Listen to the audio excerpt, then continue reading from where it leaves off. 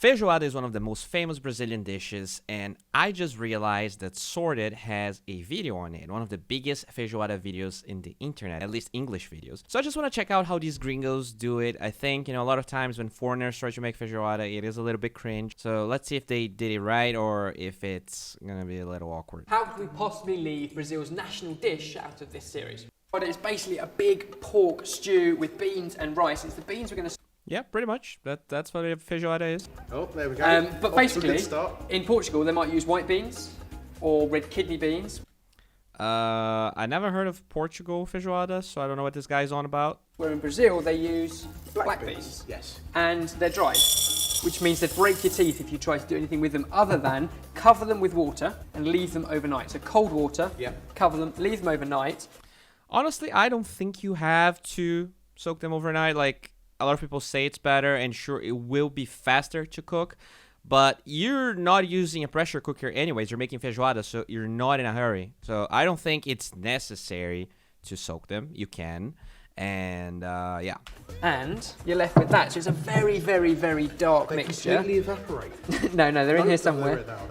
And they just begin to soften, and still not anywhere near edible, but just begin to soften. So all we need to do is drain off the dark liquid. No, don't drain the dark liquid. Like, sure, you can drain the dark liquid, but you actually saving that makes the feijoada look much prettier at the end because I'm not sure if you noticed this, but if you leave them overnight for 24 hours, they will the beans are going to be much less dark, and it's not going to look as good in your Instagram pics. Change water once, and then at the end, 12 hours later, actually save that water and use it with your water stew. It's going to taste much better. Good.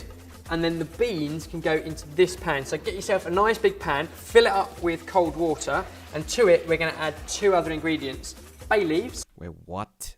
Is he going to add the meat straight up to this? There's no way. Yeah, they're all going in there. In there. Brilliant. And then the first of our pork options, and these are pork ribs. Please don't add this. Talking of pork. Oh my god. All right, so you don't want to do this, right? Any meat, like if you just throw raw stuff in a pot of boiling water, it's just not gonna taste as good. Just have another pan, have a barbecue on your side, and then you brown the meats and you add them later. Options.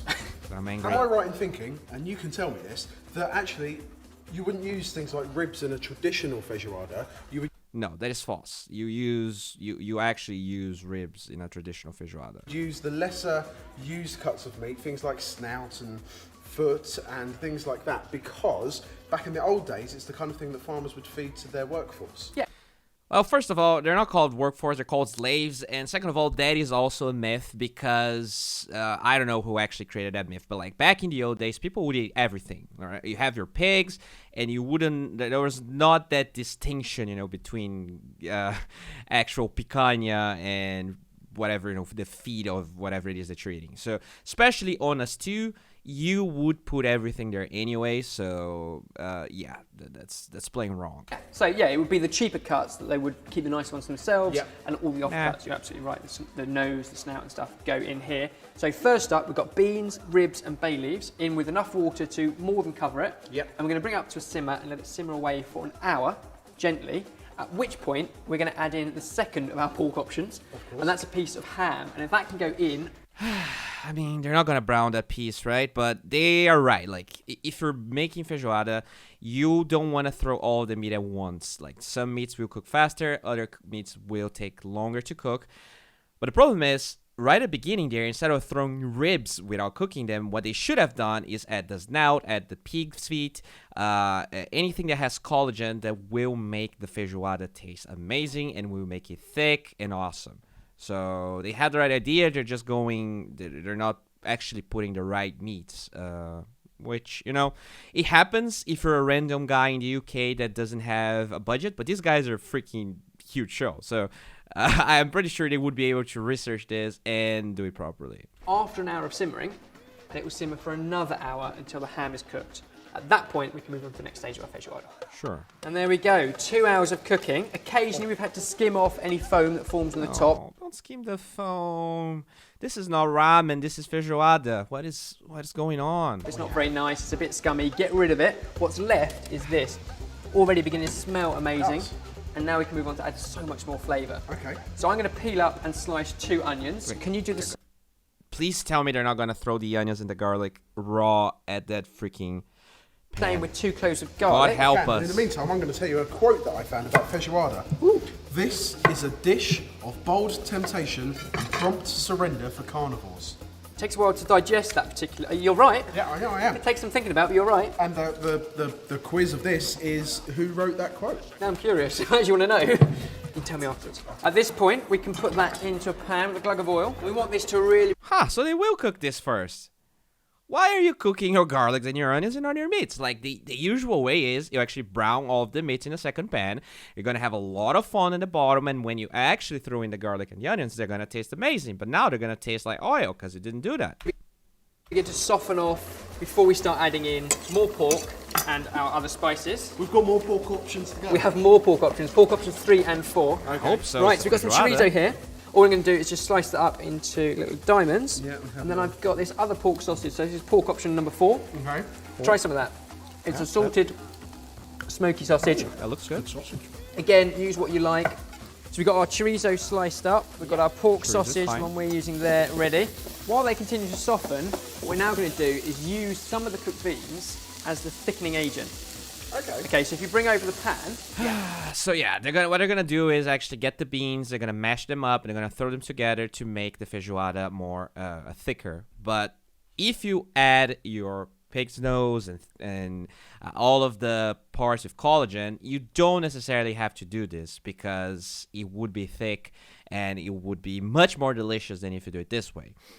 I know even people in Brazil do this. Sometimes you do that because you added too much water and you don't want to wait for it to evaporate. But in this case, it's not necessary if you actually did it properly. what we want to do is... You should never ever use metal utensils in a feijoada. Who said you can't use metal utensils? What is it? What is this guy on about? Really? You idiot. You should never use metal utensils. Are you pulling... Turn the dish sour. I on it. Like, the pan is made of metal. Why you can't use metal utensils? That makes no sense. my leg? I'm not pulling your leg. That metal will change the taste of that, but it's ruined. Was that back in the day when metal used to... Is he joking? It's ruined. You've absolutely... Oh, he's gone back. I'm sorry, I haven't got an alternative. I'm sorry that Ben didn't research properly. The reason I've scooped it out, can I explain why I've scooped it out with a metal spoon? You've left the metal spoon in there. It's because I'm now going to use a metal masher onto our beans as well.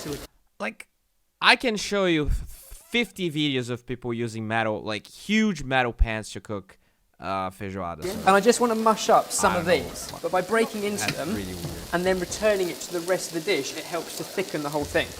Oh, right, so it's a texture thing. Yeah. Lovely. I think when you have This is feijoada, fine. it kind of almost holds its form on a spoon. It shouldn't be a soup with beans. No. It should be a nice beanie stew. Beanie stew. So the mashed beans can go into our feijoada. From a metal pan. Yes, from a metal pan. Onions, look at these now. Nice and golden, soft and sweet. So we can add in our chorizo, our sausage. The only spice we're going to add, a tablespoon. Wrong order though. I see zero reason for you to throw the meat at the end, right? If any dish, you actually use bacon first, and then you throw the vegetables so that they can absorb it, and also the vegetables, they cook a little bit faster, so you throw the meats first. Anyways. Spoon of ground cumin. That surprises me, actually, that it's the only spice. All the other sausages and things are all Cumin is spiced okay. anyway. We'll also take our ham out of this mixture That's going to be hot then. and slice that up, add it in, mix everything together into one massive feijoada. Okay. And with the exception of cooking off some brown rice and some collard greens. Brown rice. I can guarantee you I have never seen a single person eating feijoada with brown rice.